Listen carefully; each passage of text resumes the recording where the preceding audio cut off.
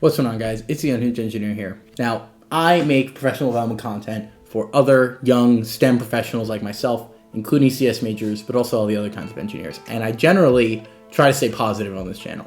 However, today I want to talk about something that honestly kind of pisses me off. Now, if you watch content like mine, whether on YouTube or you read it on Reddit or you see it on LinkedIn when you're like taking a dump at work, whatever.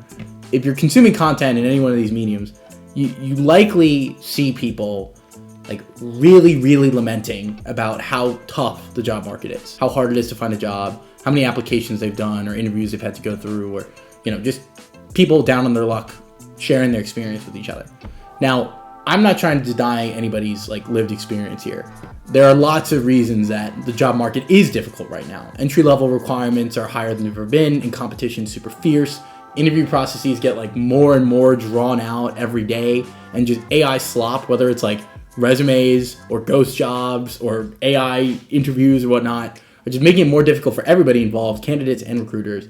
Like, there are lots of ways in which looking for a CS job in 2025 really sucks, and I'm not trying to deny any of that.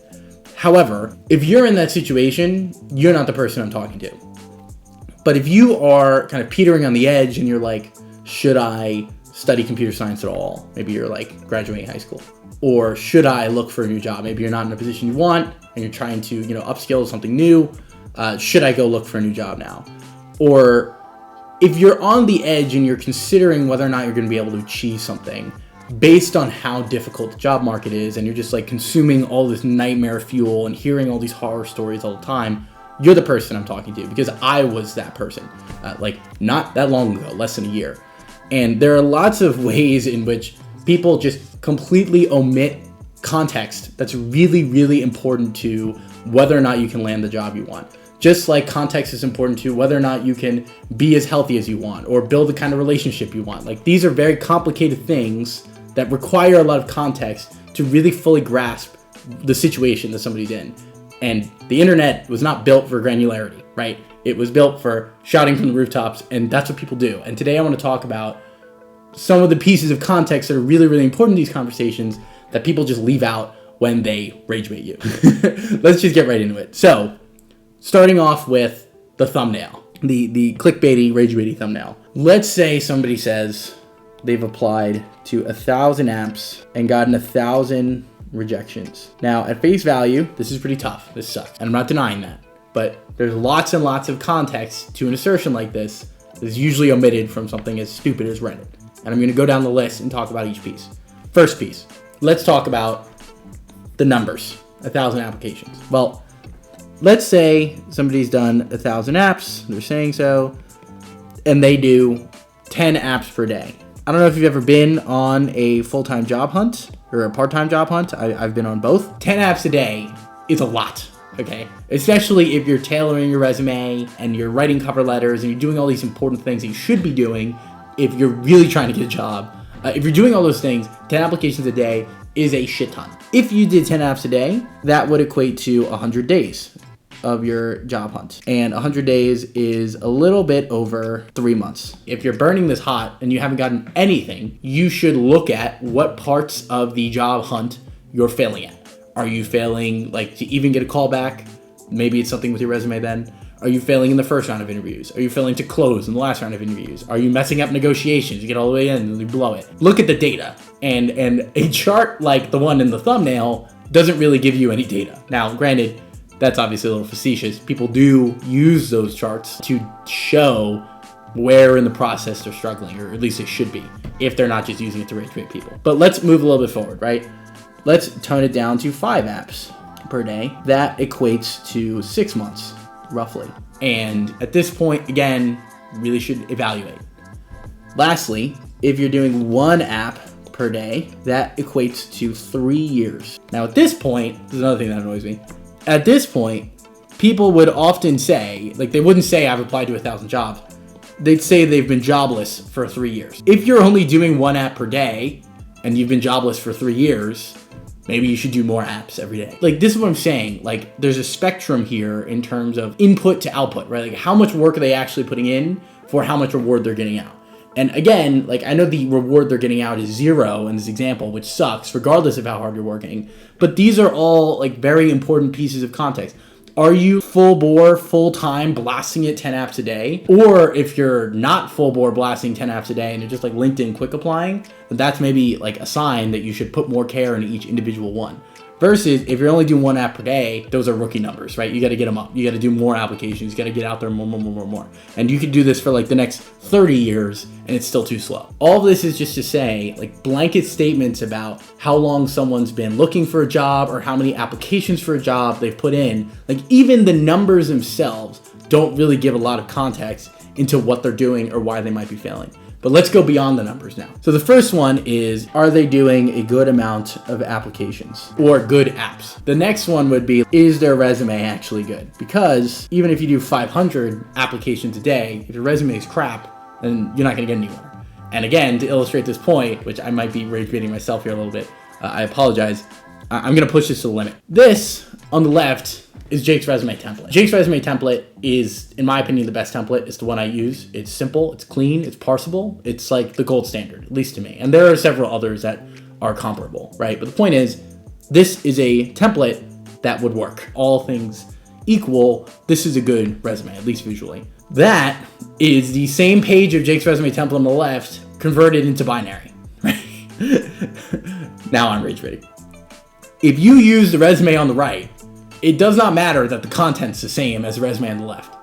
You will not get any jobs with the resume on the right. You will get rejected. You will get blind rejected by a computer, and then if it gets in front of a human, you'll get rejected by them. Point I'm trying to get at here is the content in these resumes is the same, okay? Like, it's the same resume in terms of content. But clearly, there is a large spectrum of good and bad resumes, and I have seen lots of bad resumes. So if people, again, are making super blanket statements about how difficult the job market is and how much they've applied to different jobs, if their resume looks like the one on the right or the resume looks like crap, it doesn't matter. They're not going to get anywhere, and they really, really need to invest time and energy in their resume.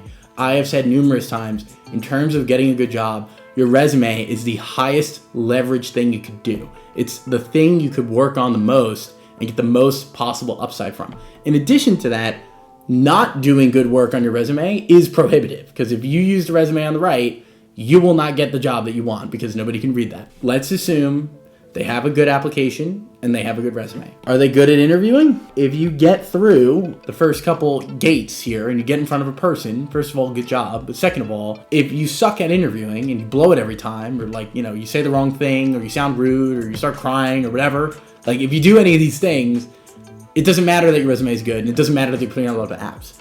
You're prohibiting yourself from getting the job you want, right? And then at that point, again, you should evaluate and say, I need to work on interviewing. Now, thankfully, most of the real world plots that look like the one I generated for the thumbnail do break it down a little bit. And a lot of times you can see people, they're getting to interviews, or they're getting multiple rounds of interviews, but they always fall short at one point. Maybe it's the technical part, or maybe it's a little bit before that with the recruiter. Like, you can see that breakdown in the numbers, and then you know what to work on. But again, if you just make a blanket statement on CS majors that everybody's cooked, that doesn't help you at all. It doesn't help anybody at all. And it just is fear mongering. Interviewing is really, really important. But the last piece here, which is the true magnum opus of rage baiting, let's assume they have good applications. Let's assume they have a good resume. Let's assume they are good at interviewing. Are they actually a good candidate? And this is the toughest part. If you're doing everything right, but you don't have any work experience, or you didn't do well in school, or you haven't done any projects that are impressive, it doesn't matter. It doesn't matter. All the other stuff is gonna fall flat. And this is the toughest thing to see people come to terms with on the internet, because maybe it requires drastic action, like going back to school, or building, projects at massive time and expense potentially, like building these really impressive projects, doing something dramatic. This is the hardest part for people to really come to terms with. Again, I'm not trying to dump on anybody who may find themselves in a situation. Maybe you were a great student and you just didn't find any internships in school, and that's just reality, right? This is where you're at. I'm not trying to dump on you. What I am trying to say is, if you go on the internet and you see somebody saying that we're all cooked, including you, especially you, because they applied to 1,000 jobs and they didn't get anything, don't listen to them. You don't know their story. You don't know where they're at. It's just noise. It's just chatter. Just ignore it and focus on yourself. This is ultimately what I'm advocating for. Focus on yourself here. Make sure that all of these things are locked in. Make sure that you're applying well, you're applying to the right jobs, you're tailoring your application, you're not messing up any of the formatting in Workday or whatever god-awful platform they use. Make sure your resume is nice and tight. make sure your interviewing skills are solid. Practice, watch videos, do whatever. Make sure you're good at interviewing. And then if all else fails, maybe it's a skill issue. Maybe you need to focus on getting more education, doing more projects, doing cooler work at your current position. Self-evaluate. The internet was not built for self-evaluation or introspection. It was built for shouting at each other. And that's what people do. And people just say stuff like in the thumbnail, I applied 1,000 times and I got rejected 1,000 times. And this is rigged and college is a scam. The job market's cooked and we're all cooked and I should just, go be a plumber or something. Nothing wrong with being a plumber, by the way, but people say stuff like that. Don't listen to it. Doesn't matter. It's just useless. Okay? There is, despite all this talk about rage baiting crap, rage baiting slop on the internet, there is lots and lots of good content out there. I like to think my channel is good content, but if you don't like my content, there's plenty of other ones that make good content about how you can succeed and how you can perform better in any one of these areas if you're not performing up to the standard that you're looking to. So yeah, don't listen to all the noise, focus on yourself. Best of luck. That's really all I'm trying to say with this video. Hopefully I didn't rage bait anybody too hard myself. That was not my intention. I really just see lots of blasting everybody, blasting recruiters, blasting colleges, blasting other candidates, hiring managers, CEOs, anybody under the sun, saying that this all sucks and we're not gonna have the career we want. It's catastrophic rage baiting, fear mongering. It's useless.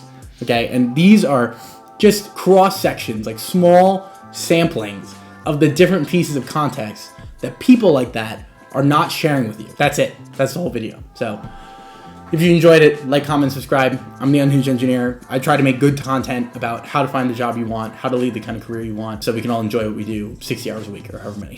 If that's the kind of content you're interested in, like, comment, subscribe. Thanks a lot for watching, and I'll see you next time.